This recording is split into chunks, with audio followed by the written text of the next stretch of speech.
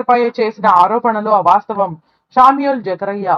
Ramachandra Nagar Shovamma church pastor David Victor పై Simon Peter చేసిన ఆరోపణలు అవాస్తవమని శామ్యూల్ జకరియా తెలిపారు. సైమన్ పీటర్ కు నేర చరిత్ర ఉందని అన్నారు. రాజకీయ నాయకుల పేర్లు, అధికారుల పేర్లను వాడుకుంటున్నారని ఆరోపించారు. తమ చర్చి వివాదానికి ఎమ్మెల్యే దగ్గుపాటి వెంకటేశ్వర ప్రసాద్ కు ఎలాంటి సంబంధం లేదని తెలిపారు. జిల్లాలో అనేక చర్చలపై దాడులు చేసినటువంటి చరిత్ర సైమన్ పీటర్ కు ఉందని అన్నారు.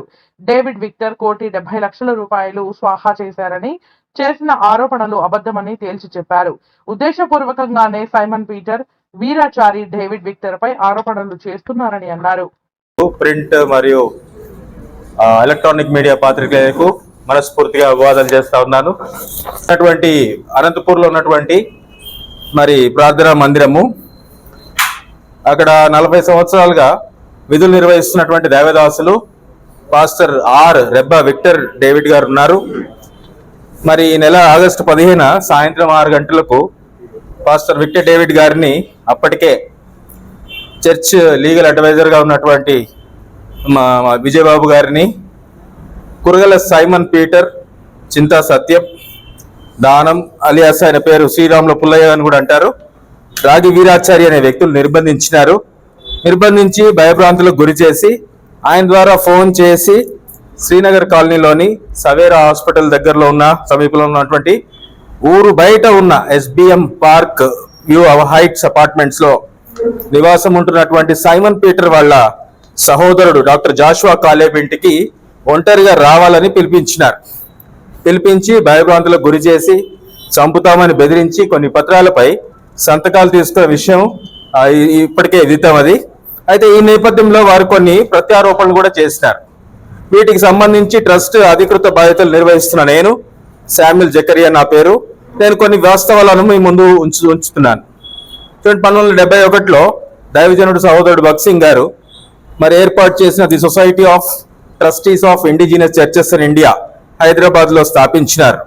కాలక్రమేణా మరి అది ట్రస్ట్ గా రూపాంతరం చెందింది. ప్రస్తుత చైర్మన్ గా ఉంటున్నటువంటి థియోడ్ రెజినల్డ్ గారు, వైస్ చైర్మన్ గా ఉన్నటువంటి FCS పీటర్ గారు, మరియు ట్రస్టీలుగా ఉన్నటువంటి రెబ్బా విక్టర్ డానియల్ గారు, మరియు కడపలో ఉన్నటువంటి ఆనందరాజు గారు, వీరు 4 గవర్నింగ్ బాడీగా ఉంటూ ఉన్నారు. ఈ మధ్య కాలంలో తాడిపత్రిలో ఉన్నటువంటి బెరాకా ప్రార్థనా మందిరంలో నెలకొన్న కొంత సంక్షోభము మరి దాన్ని పరిష్కరించడానికి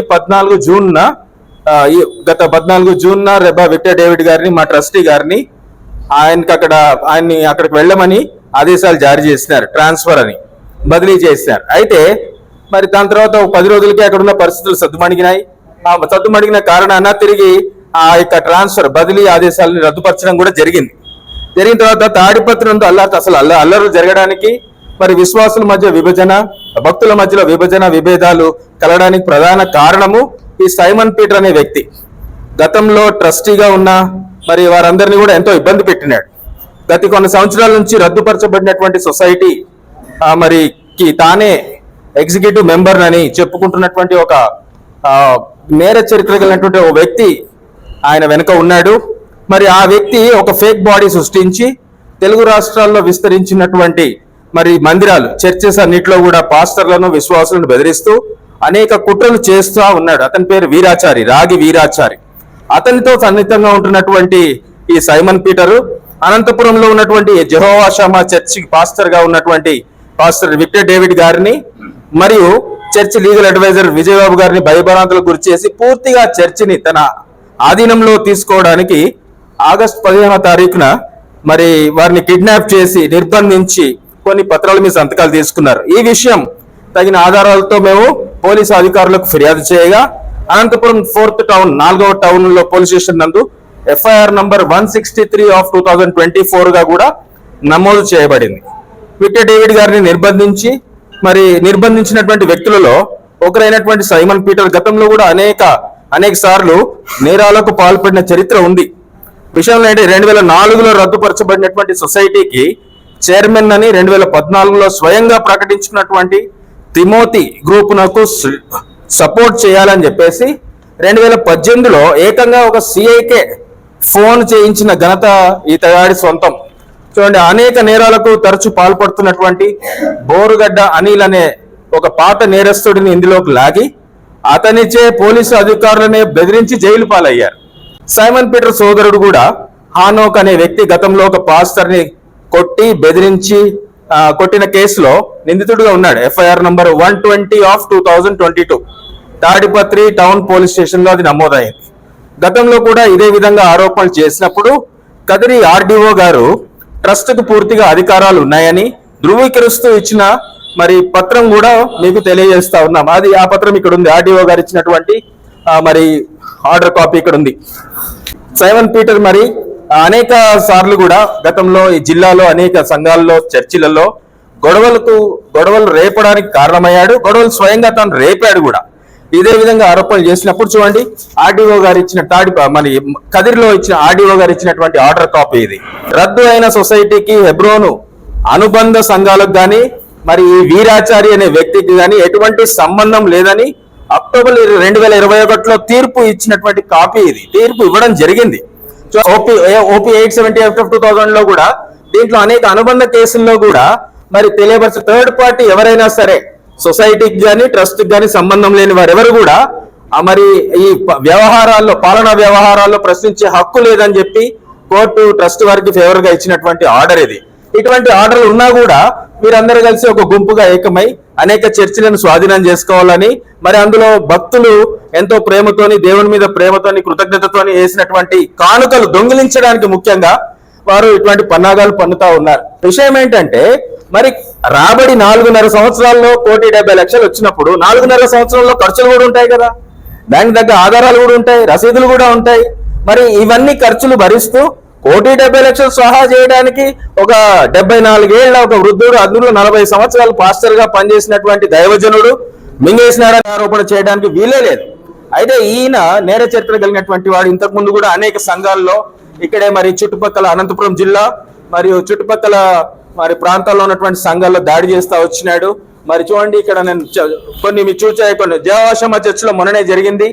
మోరియా ప్రార్థన మందిరం అని చెప్పేసి ధర్మవరంలో ఉన్నటువంటి ఒక బత్తలపల్లిలో ఉన్నటువంటి ఒక ప్రార్థనా మందిరంపై 2017లో దాడి చేసినాడు.